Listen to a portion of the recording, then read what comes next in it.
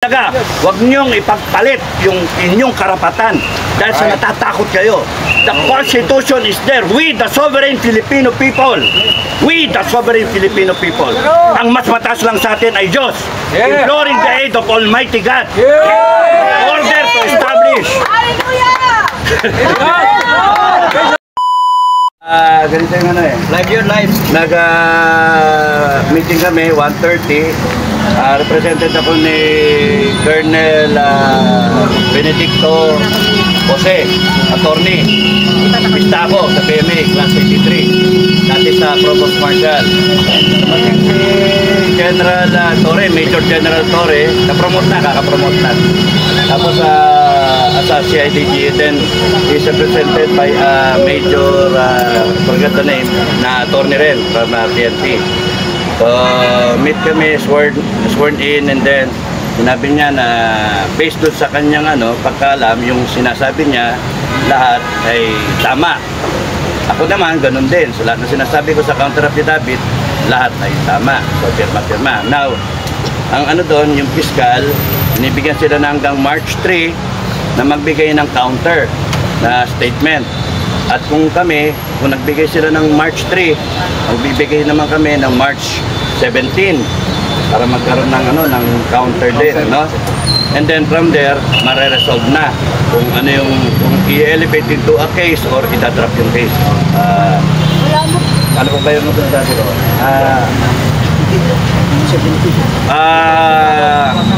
Ben! Saan ka? Ben! Ben! Jose! Bob! May pasa mo na yung picture dito, ma? Ngayon, nag-specify nag-manifest si General Torre na hindi na kinakailangan mag-submit ng counter affidavit sila doon sa binigay kong affidavit. So, in short, although nandun yung March 3, hihintayin na lang namin yung March 3. Pagka mag-lapse yung March 3, there's no reason for us to go on another counter affidavit sa isa sa nila, which binewave na nila March 17. So, as far as the PNP is concerned, si General Torre, sige, dito kayo, papasa kayo, dito kayo, taso kayo. As para sa mapapasahin nyo, as far as they are concerned, yung mas strong yung case nila. As far as I'm concerned, walang case, no? Kasi yung sedition, may mga elements yun.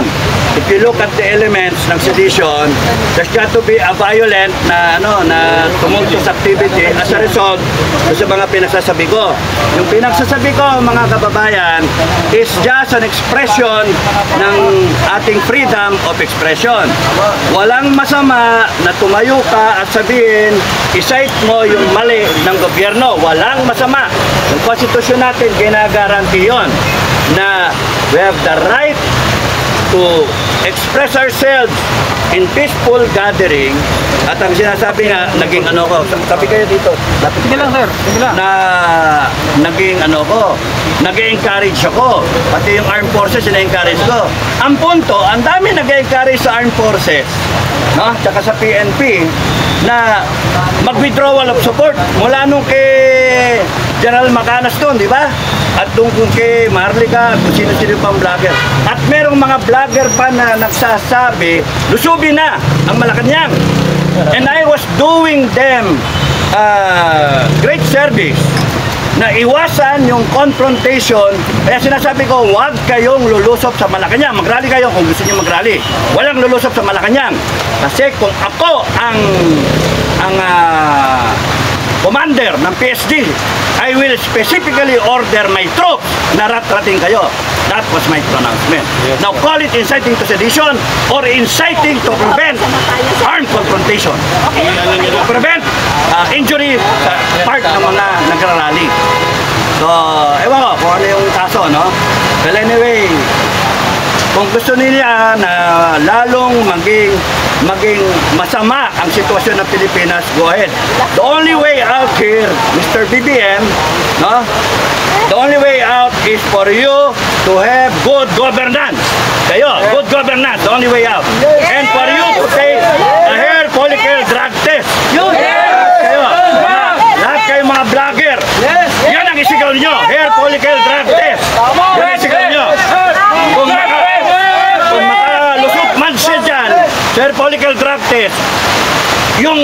droga, yung corruption, saka yung abuse of power. Pangatlo, yung komunista. You stick to the issue. It is the right of every Filipino to cite them in contempt. We are the highest authority in the land. The government is there for us. And they should react for us. Yun yung mahalaga. Huwag niyong ipagpalit yung inyong karapatan dahil sa natatakot kayo. The Constitution is there. We, the sovereign Filipino people. We, the sovereign Filipino people. Ang mas mataas lang sa atin ay Diyos. Imploring the aid of Almighty God. In order to establish. Hallelujah! Praise the Lord! Kaya, alam nyo naman yung rights ninyo. You stick to the issues always. You stick to the issues, hindi kayo mawawala. Merong presidente na kinu-question sa paggamit ng droga. Walang masamang questionin yun. Karapatan natin questionin yun. Because hindi pwede na ang isang presidente bangag. Hindi pwede. Kahit sino man. Hindi pwede. Kahit saan bansa kayo pumunta, hindi pwede bangag ang presidente. Hindi pwede. And the only way na mawala yung ano ng taong bayan, yung pagbintang sa presidente kay BBM, you subject yourself to an honest to goodness public hair follicle drug test. Mauubos ang araw, wala hanggang 2028. Hindi pwede yun na ikaw dire-diretso. Because ikaw kung bangag ka, hindi mo pwedeng malutasan ang problema ng bansa. Yung bigas na pinangako mo, yung pagnanakaw na nangyayari, yung mga pinangako nyong bahay, at yung gera na nagbabadyang with China. Hindi pwede na tayo mapagera dahil sa bangag ka. Hindi pwede yun. Kaya kami, gusto namin sa FDF, maiwasan yan. Kasi hindi handa yung armed forces natin. Tutulong lang kami sa armed forces. Di ba, FDF? Tayo na lang! So, isang issue yun. Pangalawang issue, yung nakawan.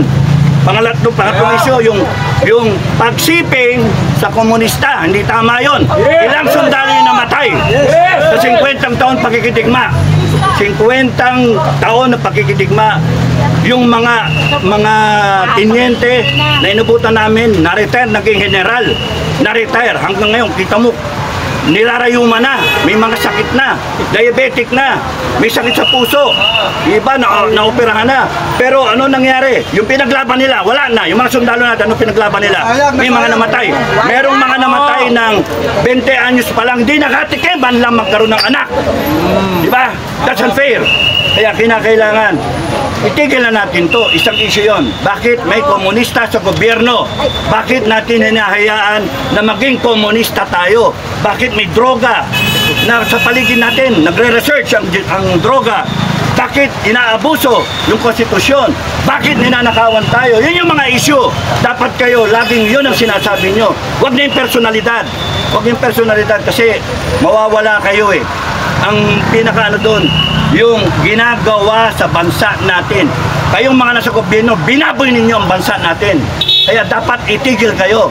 Matigil yung ginawa niyong pagbababoy at respetuhin ninyo yung karapatan ng mga kababayan. Yun ang mahalaga. Respetuhin nyo ang karapatan ng mga kababayan, mga Pilipino. Because yung gobyerno nandyan para sa taong bayan. Yun ang rason. Tinawag Republic of the Philippines dahil sa taong bayan. 120 million Filipinos. Bakit nagkaroon ng gobyerno? Government of the Philippines. Dahil sa taong bayan. Bakit nagkaroon ng yes, government of the people, and by the people, and for the people. Diba? So bakit nagkaroon ng armed forces? Armed forces. Ba't kayo natutulog? Bakit hinahayaan na gawin to? Ang sasabihin nyo, apolitical kayo. Sasabihin ninyo, ano kayo, yung konstitusyon dinidefend ninyo. You prove to us na yan ang kung ano yung tama. You uphold the Constitution. The Constitution says explicitly kung ano ang karapatan ng taong bayan. O yun yung mga issue. You stick to the issues. So maraming salamat sa mga suporta. Maraming salamat. At yung mga nakakarinig sa akin, maraming salamat sa paniniwala.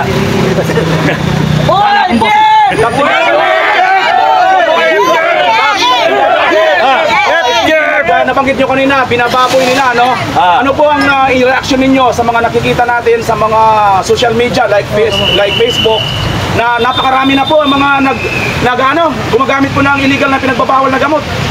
O nga yung masakit nga kasi may nadidinig ka ng mga balita, pinapatay yung 10 pamilya, nire-rape yung bata, Kidnapping sa mga estudyante. Estudyante. Walang ginagawa. Kaya nga, Bingi-bingi sila.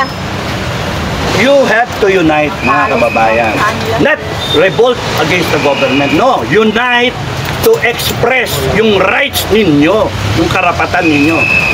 Yun yung wala silang lahat pagka yung karapatan ninyo, ipinagtanggol ninyo. Kaya one time, big time. Ipakita ninyo. One time, big time. Pakita ninyo yung yung karapatan ninyo. Ipaglaban ninyo. We, the sovereign Filipino people. Yun ang pinakamataas. Preamble, intindihin ninyo, basahin nyo, kabisaduhin ninyo. Yun ang nandun lahat. Kasi kung kunyaring yung presidente kaya nandyan para lang pagsilbihan tayo. Yung lahat ng kabinete, lahat ng congressman, senate, nandiyan sila para tayo, pagsilbihan, hindi para i-contempt tayo. Wala, imbestiga, libang, yun yung nangyayari. Kaya kinakailangan, ipakita ninyo, na intindihan ninyo yung karapatan ninyo. Do not rebel against government. You just express to the government, oy, mali kayo. Ano ba kayo? Sinusweldo namin kayo Di ba? AFP, ano ba? Protector of the people, ano ba? PNP, ano ba? Uphold the, serve and protect. Ano ba? Binabayaran namin kayong lahat. Kasi pagka ang taong bayan na nagalit at in-exercise yung right natin as a people, doon kayo matakot sa taong bayan.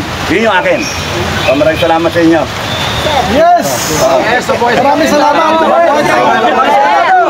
Sinabi.